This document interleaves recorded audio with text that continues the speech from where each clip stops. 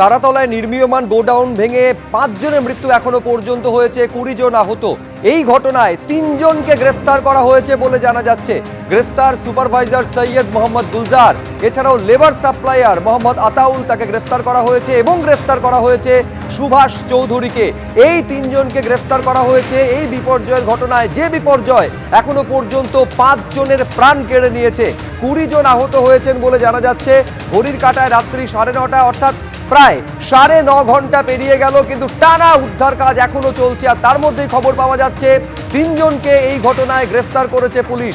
আরেকবার বলবো, যে 3 জনকে গ্রেফতার করা হয়েছে তাদের মধ্যে রয়েছেন সুপারভাইজার সৈয়দ মোহাম্মদ গুলজার, গ্রেফতার লেবার সাপ্লায়ার 2 জন মোহাম্মদ আতাউল এবং সুভাষ চৌধুরী। সন্দীপ সরকার আমাদের প্রতিনিধি এ নিয়ে আরো তথ্য দিতে পারবেন। সন্দীপ, এই 3 জনকে গ্রেফতার করা হয়েছে, ঠিক কি তাদের পরিচয় এবং কি ভূমিকা রয়েছে বলে প্রাথমিকভাবে জানতে পারছো? কি খবর রয়েছে সন্দীপ?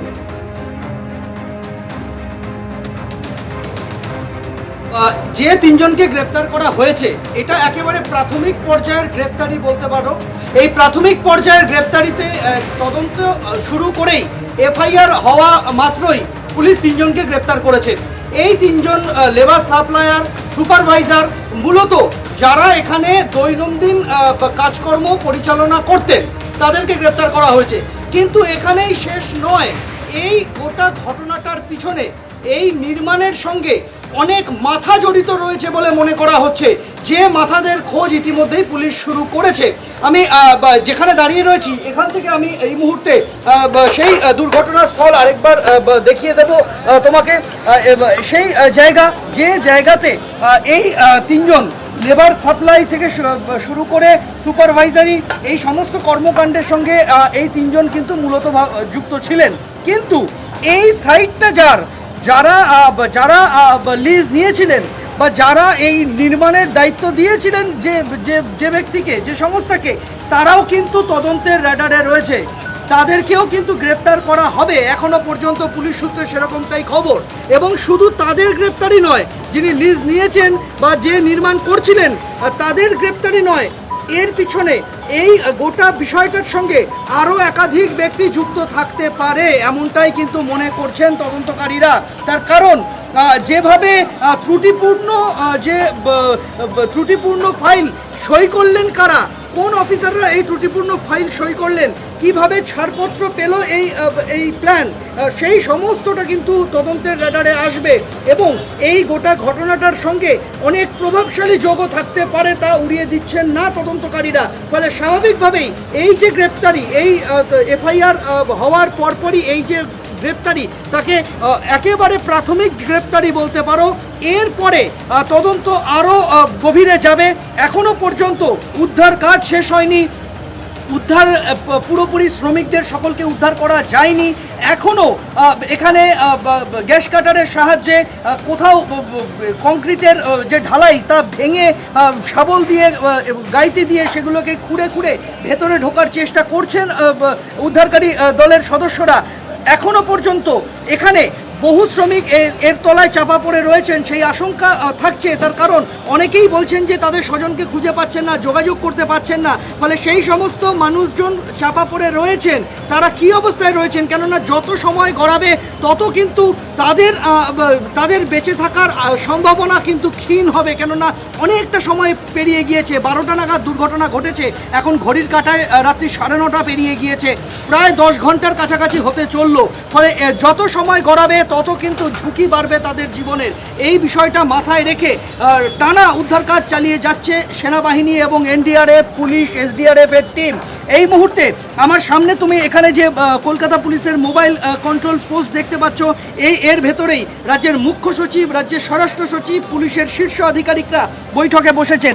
এখানেই একটা উচ্চ পর্যায়ের বৈঠক হচ্ছে, ঘটনাস্থলের ভেতরেই উচ্চ পর্যায়ের বৈঠক হচ্ছে। এই যে কলকাতা পুলিশের মোবাইল কন্ট্রোল পোস্ট, তার ভেতরেই উচ্চ পর্যায়ের বৈঠকে বসেছেন মুখ্য সচিব থেকে শুরু করে স্বরাষ্ট্র সচিব এবং একাধিক পুলিশের শীর্ষকর্তা। ফলে স্বাভাবিকভাবেই ঘটনার গুরুত্ব অনেক গভীর।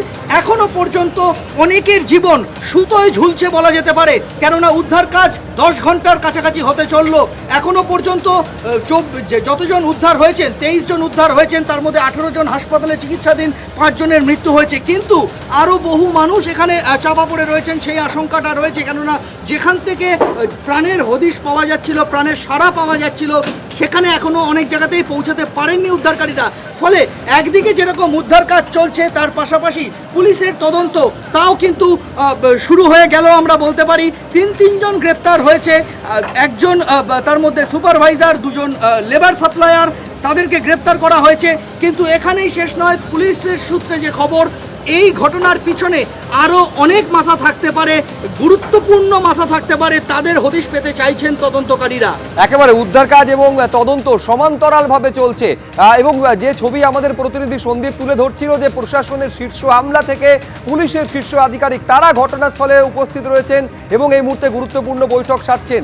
9.5 ঘন্টা পেরিয়ে যাওয়ার পরেও পূর্ণ উদ্যমে কিন্তু পূর্ণ শক্তিতে উদ্ধার কাজ চালিয়ে যাচ্ছেন একাধিক সংস্থা, যার মধ্যে এনডিআরএফ রয়েছে, সেনা রয়েছে, কলকাতা পুলিশ রয়েছে, কেএমসি রয়েছে। আর তারই মধ্যে কিছুক্ষণ আগেও আপনাদের সামনে আমরা তুলে ধরেছি যে উদ্ধার হওয়া 20 জনের বেশ কয়েকজন গুরুতর আহত অবস্থায় হাসপাতালে ভর্তি রয়েছেন এবং তাদের দেখতে যান আজকে মুখ্যমন্ত্রী।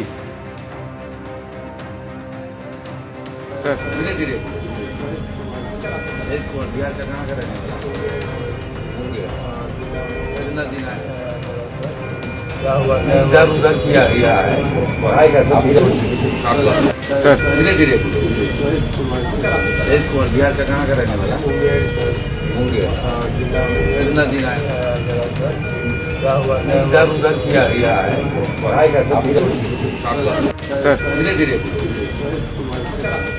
এখন অবধি মোট 25 জনের রেস্কিউ করা গেছে, তার মধ্যে 5টা ব্রড ডেথ আছে আর 20 জনকে এখানে অ্যাডমিশন দেওয়া হয়েছে, তার মধ্যে 2টো ক্রিটিক্যাল আছে। এখানে স্বাস্থ্যমন্ত্রী, স্বাস্থ্য বিভাগ, ডক্টরসরা তারা চেষ্টা করছেন। 18 জন আউট অফ ডেঞ্জার আছে, 2 জন ক্রিটিক্যাল আছে আর 5টা ডেথ এসছে। ম্যাক্সিমামই বিহার থেকে লেবারদেরকে আনা হয়েছিল, মুঙ্গের এবং অ্যাডজয়নিং এলাকা থেকে। আমরা বাকিটা যা যা করার করছি। এখন আরও কিছুজন আটকে থাকতে পারেন, আমাদের চিফ সেক্রেটারি, হোম সেক্রেটারি ওরা থাকছেন, রেস্কিউ কমপ্লিট করবেন। ইউডিএমএ মিনিস্টার থাকছেন আর এখানে হেলথ মিনিস্টার এবং হেলথ সেক্রেটারি থাকছেন আর পুলিশের সঙ্গে কোঅর্ডিনেশন করে আমাদের কাজ হবে। তো আমি থ্যাঙ্কস জানাবো initially army, NDRF, civil defence, Kolkata police, KMC, ওরা যেভাবে কাজ করেছে। Fire brigade, loss of life অনেক বেশি হতো, আটকানো গেছে।